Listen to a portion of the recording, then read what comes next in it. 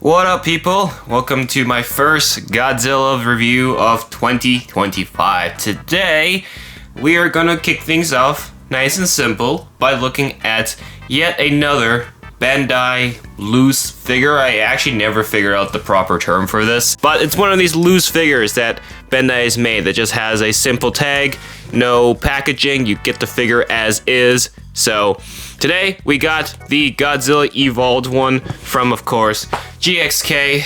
Very nice. I've actually had this figure for quite a while.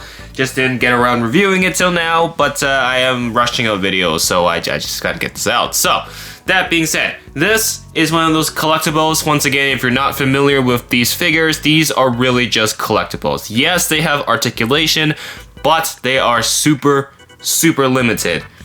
It's just like the legs and the arms, and that's it. You're mainly buying these to put on the shelf. As you can see, you have a little tag here, and I think this was imported from like a different country in Asia, because I got this from my local toy store, and that was the only place I've seen it. Nowhere else stocked it since. And this costed roughly $40, I want to say. As you can see, there's not too much information going on in the tag. And then here is the back. There we go.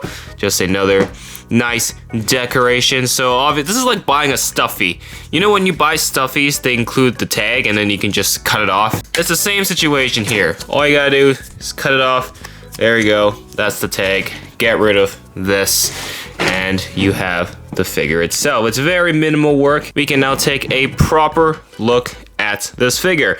As you can see, it's actually a pretty long figure. He's got a pretty long tail, and I will say, like, this is not what I was expecting when I saw this in person. I saw this on the newsletter that toy store posted. I was like, it is what it is. But then when I actually saw it in person at the store, I was like, damn, this thing is long. The only liable comparison I have is this Godzilla from 2019 from King of the Monsters. I actually reviewed this, like, I don't even remember, long time ago. They completely remade the mold. It's a completely new mold in colors and in the overall shape. The tail should be the giveaway. Obviously, the color scheme as well. Neo Goji here is using a lot of gunmetal gray, which I think contrasts the pink really well.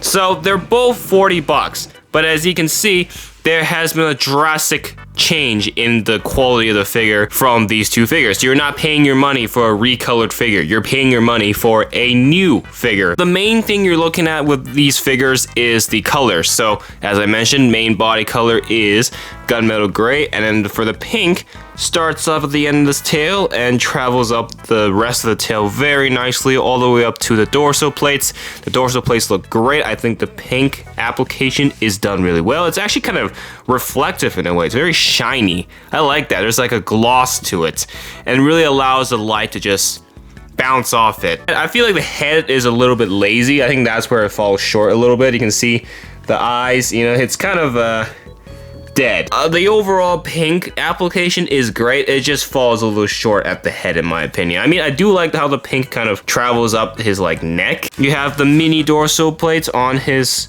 elbows as well, the elbow spikes, but this one, in this particular figure's case, if the camera will focus, you can see it's actually like pretty short.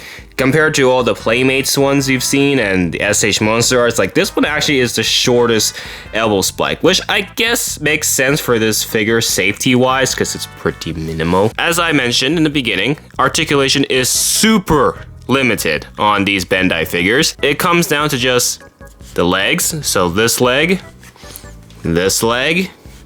no ankle, no knee movements, and the arms, up and down, no elbow or wrist articulation. Very minimal. So there you go. That's it. How long did I take? Like 15 seconds to go through all of it? It's very minimal. That's about it. You can't really call this a toy because you can't really play with it. My thoughts on these figures have always been pretty passive, but just knowing the price that I paid for it, I just wish there was a little more. $40 can get you a lot of stuff. This costs more than your standard Playmates toy. This is like the same price of a giant Playmates toy, like those giant figures. So I just wish I got a little more out of that price tag. Minimal articulation, it is what it is, but maybe if you can make the head articulable as well, that would be great. But maybe with this minimal articulation, probably will be best to bring the price down to maybe like 25. That's mainly what I gotta say. However, point being, the evolved look on Goji has grown on me over time. I know a lot of people were skeptical about it, but it actually looks pretty good here. That's mainly all I gotta say. So I'm gonna wrap it off with my score of, I'm gonna say, I'll give it a solid 8 out of 10. It's actually not terrible. So a solid 8 out of 10 is my score for this Bendai Evolved Godzilla figure. Thanks so much for watching. If you enjoyed, be sure to check out the other reviews, of course, including the old Bendai Godzilla I got here. And check out whatever other Godzilla reviews I may have, because I got a ton of them. Thank you so much for watching. Hit the like, subscribe, do all the good stuff, and we'll see y'all in the next video. Peace!